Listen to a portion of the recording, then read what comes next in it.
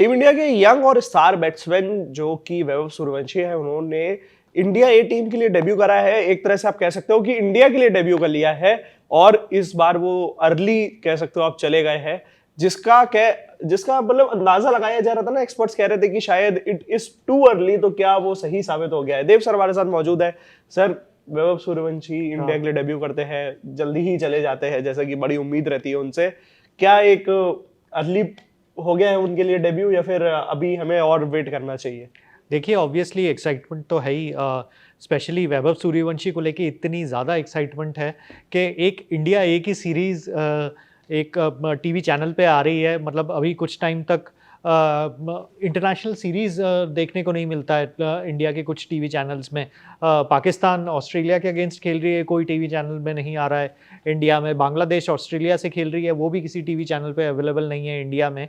But India ए खेल रही है, श्रीलंका ए और अफगानिस्तान ए के अगेंस्ट एक ट्राई सीरीज़ खेल रही है, वो भी ओडीआई फॉर्मेट में, टी20 फॉर्मेट में भी नहीं है। 50 ओवर का गेम है, उसमें भी उसकी लाइव कवरेज आ रही है इंडिया में, उसकी लाइव स्ट्रीमिंग चल रही है इंडिया में, और फैंस टूट पड़ रहे हैं इस कवरेज को देखने के लिए, जस्ट बिकॉज 15 साल के वैभव सूर्यवंशी इसमें खेल रहे हैं। और फाइनली वैभव सूर्यवंशी का जो इंडिया डेब्यू था एक तरह से, वो आज हो गया है। ऑल्दो उन्होंने इंडिया ए के लिए डेब्यू किया है, लेकिन उनका ऑफिशियली इंडियन टीम के लिए डेब्यू हो चुका है।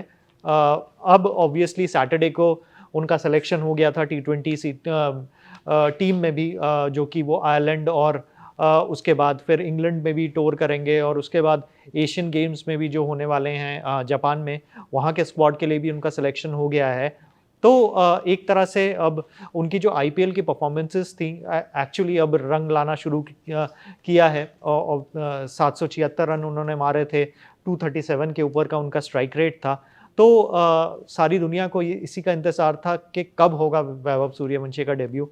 बट ऑब्वियसली उनका जो ये पहला ओडीआई मैं कहूँगा, ऑफिशियल वनडेयर तो नहीं था, लेकिन श्रीलंका ए के अगेंस्ट जो उनका जो 50 ओवर का मैच है, उसमें इतना कोई ज़्यादा बढ़िया परफॉर्मेंस दिखा नहीं पाए।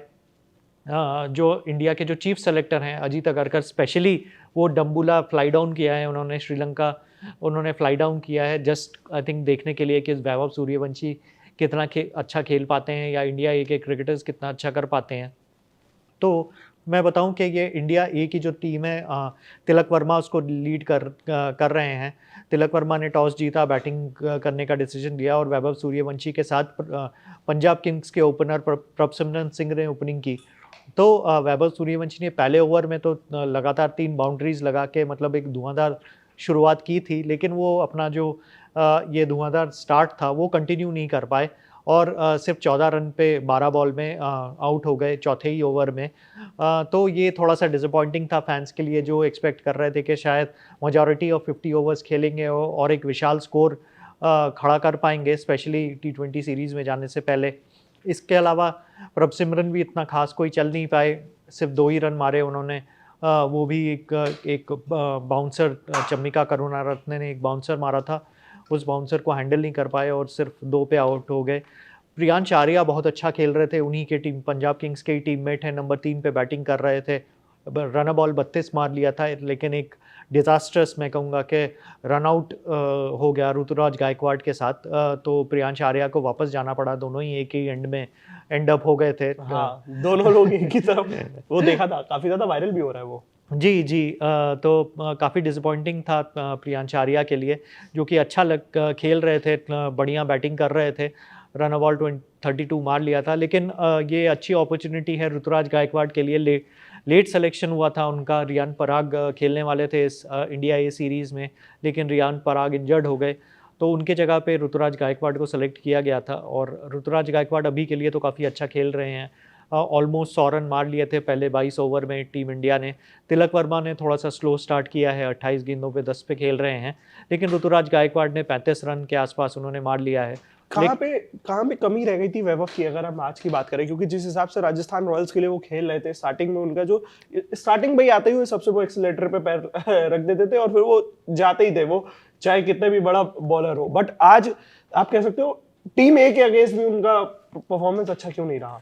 देखिए ऑब्वियसली एक तो फॉर्मेट अलग है, 20 ओवर का फॉर्मेट और 50 ओवर का 50 फॉर्मेट ओवर का, अलग। हाँ। दूसरा कंडीशंस मेरे ख्याल से बहुत बड़ा रोल प्ले करता है इसमें, क्योंकि श्रीलंका में आप कहीं पे भी किसी भी पिच पे खेलो, चाहे वो डम्बुला में खेल रहे हो, पालीकेले में खेल रहे हो, कोलंबो में खेल रहे हो, वहाँ का सरफेस इंडियन पिचेस से थोड़ा सा स्लो रहता है, इतना ईजी नहीं है, मतलब स्ट्रोक लगाना, गेंदबाजों को पहले ही बॉल से एक छक्के मारना। हमने देखा था T20 वर्ल्ड कप में जब इंडिया कोलंबो गई थी पाकिस्तान के अगेंस्ट, कितना डिफ़िकल्ट था रन स्कोरिंग। ईशान किशन ने बहुत ज़बरदस्त पारी खेली थी, लेकिन पाकिस्तान टीम ने कितना स्ट्रगल किया था इंडियन बॉलर्स के अगेंस्ट में उस मैच में, जो कि फरवरी में हमने देखा था इंडिया और पाकिस्तान के बीच में। तो इस तरह का जो वो है, थोड़ा सा आपको कंडीशंस को रिस्पेक्ट देनी पड़ेगी, थोड़ा सा आपको श्रीलंका की बॉलिंग अटैक को भी रिस्पेक्ट देनी पड़ेगी, क्योंकि ये जो श्रीलंका के बॉलर्स हैं, ऑब्वियसली वैभव सूर्यवंशी ने उनको पहले कभी देखा नहीं है। ज़्यादातर जो ये उनकी टीम में अभी श्रीलंका ए टीम में बॉलर्स हैं, उनको कभी खेले नहीं है वो आईपीएल में। तो थोड़ा-सा एक तो बॉलर्स को रिस्पेक्ट देनी पड़ेगी आपको, और थोड़ा-सा कंडीशंस को रिस्पेक्ट देनी पड़ेगी।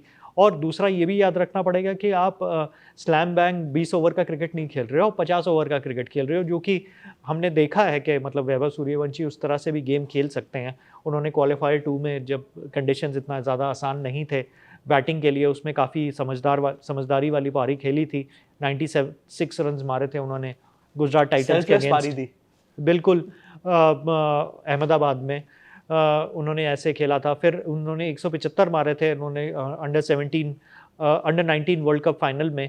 वो पिच ऑल्दो यहाँ के पिच से तो काफ़ी बेटर थी, लेकिन आपको श्रीलंका के कंडीशंस को थोड़ा सा जज करना पड़ेगा, थोड़ा सा समझना पड़ेगा कि किस तरह से वहाँ पे बैटिंग कर सकते हो। आई थिंक ऋतुराज गायकवाड वो चीज़ कर रहे हैं, प्रियांश आर्या भी वो चीज़ करने की कोशिश कर रहे थे। फर्स्ट बॉल से ही छक्का मारने की या चौका मारने की कोशिश उन्होंने नहीं की। तो आई थिंक ये जो मैच्योरिटी है ये धीरे-धीरे ही आएगी। तो आई थिंक ये चीज़ उनको समझना पड़ेगा, स्पेशली जब वो आयरलैंड में, इंग्लैंड में जब खेलने जाते हैं, जहाँ कंडीशंस काफ़ी टफ हो सकते हैं बैटर्स के लिए। बारिश के कंडीशंस के वजह से, थोड़ा कोल्ड वेदर के वजह से, थोड़ा पिचेस में थोड़ा नमी हो सकती है, ग्रास हो सकती है। तो ये सब कंडीशंस को रिस्पेक्ट देना उनके लिए आई थिंक बहुत ज़रूरी है। तो देखिए वैभव के लिए क्या दिक्कत हुई जिसकी वजह से आप कह सकते हो कि इंडिया में पहले ही डेब्यू वाले मैच में वो अच्छा परफॉर्म नहीं करके जा पाए। बाकी जो भी अपडेट होगा देते रहेंगे आपको, बने रहिए हमारे साथ, देखते रहिए cricket country. Thank you for watching. Thank you.